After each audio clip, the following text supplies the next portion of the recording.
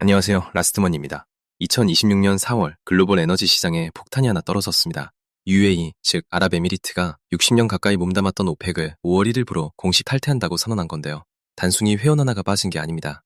UAE는 오펙 내 3위 산유국으로 하루 생산 능력이 무려 485만 배럴에 달하는 핵심 플레이어거든요. 이 탈퇴가 왜 카르텔의 종말이라는 말까지 나오게 됐는지 오늘 막둥 미디어에서 철저하게 파헤쳐드리겠습니다.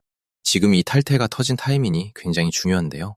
지금 세계는 미국 이란 전쟁으로 인해 호르무즈 해협이 사실상 봉쇄된 상태입니다. 브렌트유가 배럴당 114달러를 넘어서고 미국 평균 휘발유 가격은 갤런당 4.23달러까지 치솟은 상황이에요. 이 극도로 민감한 에너지 위기 한복판에서 UAE가 오펙을 탈퇴했다는 건 단순한 외교적 선택이 아니라 향후 글로벌 에너지 질서를 재편하겠다는 신호로 읽혀야 합니다. 본격적인 분석 전에 오펙이 뭔지부터 짚고 가야 할 것 같아요. 오펙은 1960년에 설립된 국제 석유 카르텔인데요. 사우디아라비아, 이라크, 이란, 쿠웨이트, 베네수엘라 5개국이 창설했고 이후 UAE를 포함한 여러 산유국이 합류하면서 세계 원유 공급량의 약 40%를 좌지우지하는 거대 조직이 됐습니다. 카르텔의 핵심 메커니즘은 간단해요. 회원국끼리 생산량 쿼터를 협의해서 공급을 조절하고 이를 통해 유가를 원하는 수준으로 유지하는 거거든요. 그런데 오펙이 탄탄하게 유지되려면 핵심 조건이 있어요. 바로 회원국들이 쿼터를 성실하게 지켜야 한다는 건데요. 근데 현실은 달랐습니다. 이라크와 러시아 회원 수년째 할당량을 초과 생산하며 규율을 무너뜨렸고 UAE는 자국의 생산 능력을 대문두고 섬시반 초담던이다. 꼴육신한 다국의 바금델드르국 쿼당을 480만 배럴 이상으로 끌어올렸는데도 쿼터는 훨씬 낮은 수준에 묶여 있었거든요. 사우디아라비아 주도로 설정된 쿼터 시스템이 UAE 입장에서는 우리만 손해보는 구조로 느껴질 수밖에 없었던 겁니다. UAE의 오펙 탈퇴는 사실 하루아침에 결정된 게 아니에요. 수년간 쌓인 불만이 임계점을 넘은 결과거든요. 첫 번째 불만은 생산 쿼터 불공정 문제입니다. UAE는 최근 몇 년간 막대한 투자로 생산 능력을 4.85 mbpd까지 끌어올렸어요. 그런데 오펙에서 배정받은 쿼터는 이보다 훨씬 낮아서 보유한 능력의 상당 부분을 그냥 놀려두고 있었던 거죠. 자신들이 투자한 인프라를 제대로 활용하지 못하는 상황. 기업으로 치면 공장을 다 지어놓고 가동을 못하는 격입니다. 두 번째 불만은 사우디아라비아와의 외교적 균열입니다. UAE는 예멘 내전 문제, 카타르 단교 사태, 그리고 중동내 세력권 문제에서 사우디와 지속적으로 입장 차이를 보여왔어요. 아부다비는 독자적인 외교 노선을 걸으며 아프리카와 중동 전역에서 자치 영향력을 확장해왔거든요. 오펙의 실질적 리더인 사우디가 지배하는 의사결정 구조 안에서 UAE는 점점 더 자신의 목소리가 무시된다는 좌절감을 느껴왔다는 분석이 지배적입니다. 세 번째는 에너지 전환 시대를 대비한 전략적 판단이에요. 글로벌 전기차 전환과 재생에너지 확대로 인해 석유 수요의 장기 피크가 예상되는 상황에서 UAE는 남아있는 석유 수요가 있을 때 최대한 팔겠다는 전략을 택한 겁니다. 오펙 쿼터에 묶여 생산을 제한하는 것보다 탈퇴 후 500만 배럴 목표로 증산해서 시장 점유율을 최대화하겠다는 계산이거든요. BBC 기자 파이살 이슬람이 지금 당장은 효과가 제한적이지만 이후 모든 것을 바꿀 수 있다고 평가한 것도 바로 이 맥락에서입니다. 이번 탈퇴가 얼마나 심각한 타격인지 숫자로 보면 확실해집니다. UAE는 오펙근의 생산량 기준 사우디아라비아, 이라크에 이은 3위 산유국인데요. 단순히 3위가 빠진 게 아니라 UAE는 실질적 여유 생산 능력을 보유한 몇 안 되는 국가 중 하나라는 게 핵심입니다. 여유 생산 능력이란 오펙이 시장에 개입할 수 있는 진짜 무기거든요.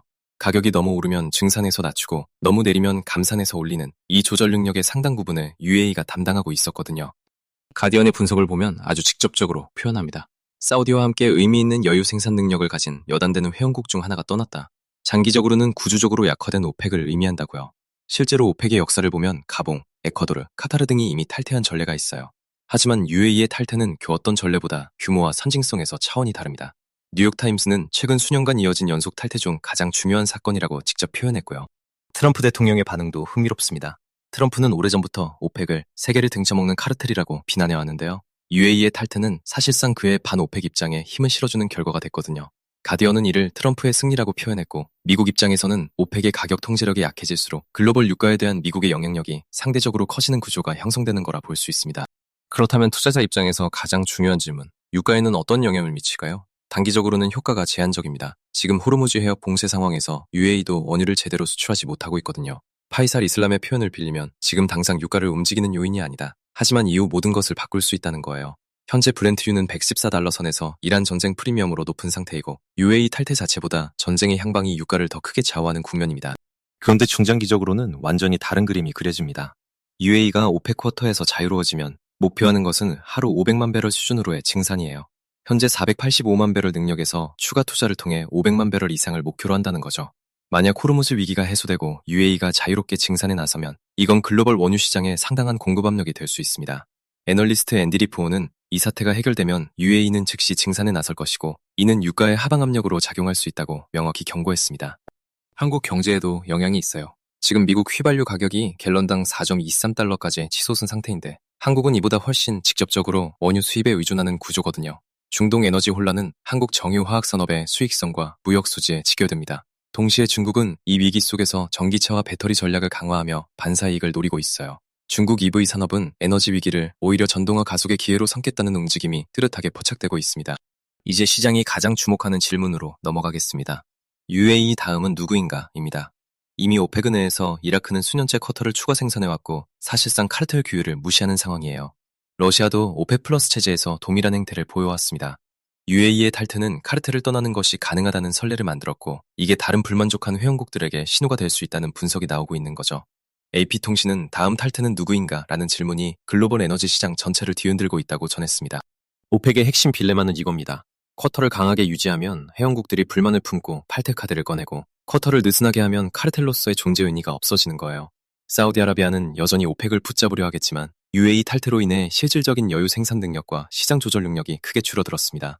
한 분석가는 오펙의 잠재적 사망 선고라고까지 표현했는데요. 물론 당장 해체되진 않겠지만 과거와 같은 절대적 영향력은 이미 역사가 됐다는 평가가 지배적입니다.